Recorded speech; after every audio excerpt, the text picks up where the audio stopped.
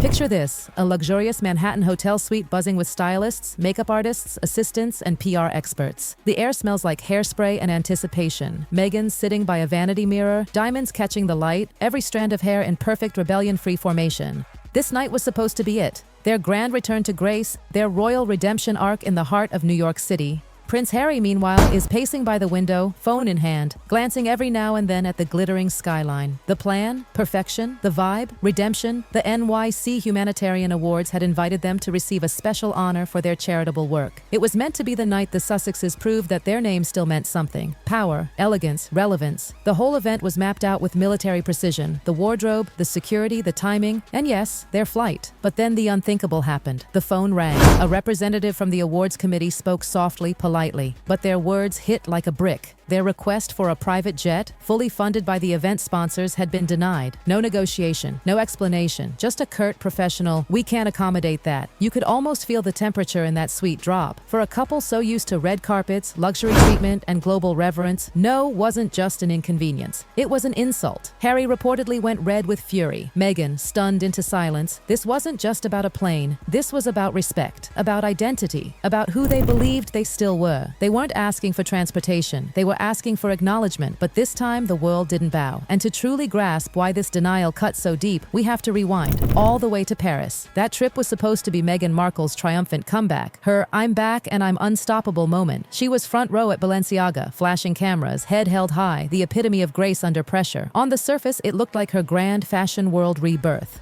But behind the scenes, the air was icy. No warm greetings, no friendly embraces, just stiff smiles and sharp glances that said, "You're not one of us anymore." Then the whispers started. The insiders murmured that Meghan hadn't even been formally invited, that her glamorous outfit wasn't a custom couture gift, but a loaner, the tag still attached. And in that world, a borrowed gown isn't just fabric, it's a message. You don't belong here. And if that wasn't enough, another rumor made its rounds, that she'd driven through the infamous Paris tunnel, the same one where Princess Diana lost her life, claiming she didn't know its history. But anyone who knows Meghan knows. She knew. To many, it felt like an eerie imitation, a desperate echo of Diana's tragedy, instead of a woman creating her own legend. By the time she left Paris, the cameras still clicked, but the warmth was gone. The applause was polite, not passionate. The city that once adored Diana's light now had no patience for imitation shadows. So, when the NYC Humanitarian Awards invitation came along, Meghan saw it as her redemption arc, a second chance to prove she still commanded awe, that the Duchess without a crown could still command a kingdom of cameras. Every detail was mapped out with obsessive care, the glam, the route, the jet, because this wasn't just an appearance, it was her escape from humiliation. But when that phone call came, when the sponsors refused her private jet request, it wasn't just a no, it was déjà vu. It was Paris all over again. The sound of fading applause disguised as politeness. On paper, the NYC Humanitarian Awards were about selflessness, people making a difference, changing lives, giving back. But behind the scenes, Meghan and Harry's team treated it more like a Hollywood premiere than a charity night.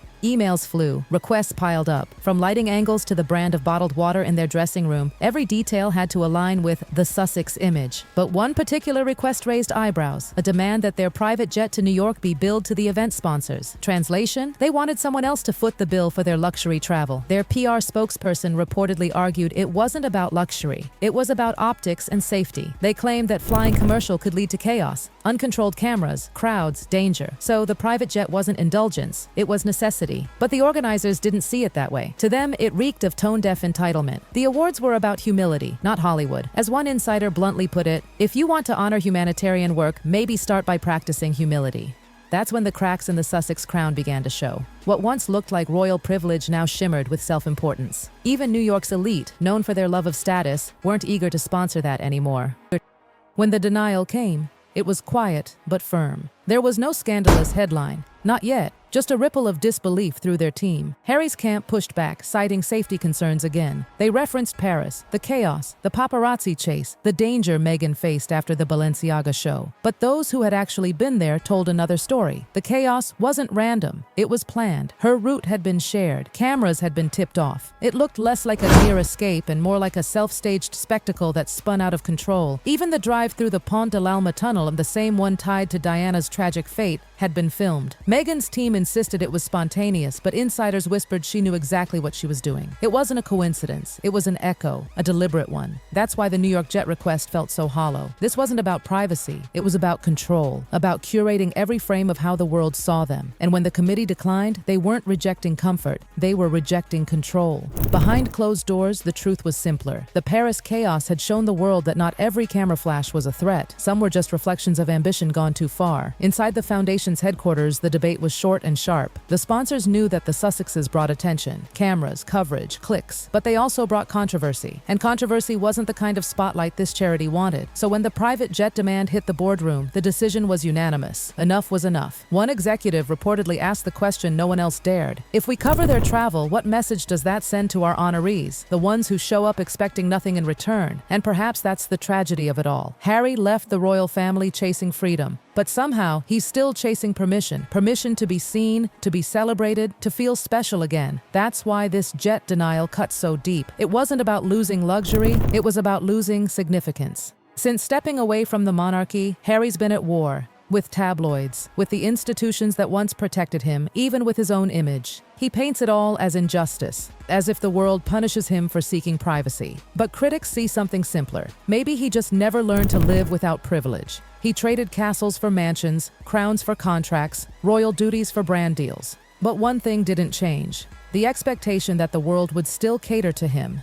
That's the quiet truth behind the NYC rejection. It wasn't cruelty, it was clarity. A reminder that titles mean little when respect runs out. So the night of the awards came. No private jet slicing through the clouds, no motorcade shutting down Manhattan streets. Just a modest black SUV slipping unnoticed through traffic. Inside, two figures sat in silence. Once the world's most adored couple, now two people realizing that maybe the world had moved on. Their smiles still lit up cameras, but the glimmer felt different now. Less fascination, more fatigue. The jet that never took off became a symbol, and of how fast privilege fades when it mistakes itself for purpose. Of how influence evaporates the moment humility disappears. For years they told their story, of struggle, betrayal, courage. But the story the world sees now, it's quieter, lonelier. Because when applause fades into silence and opportunities shrink into maybes, one question remains. What do you stand for when the spotlight turns away? And as this chapter closes, one truth stands out. Harry and Meghan aren't out of headlines. But maybe, they're out of second chances. The jet stayed grounded, and maybe, just maybe, so did they. Maybe.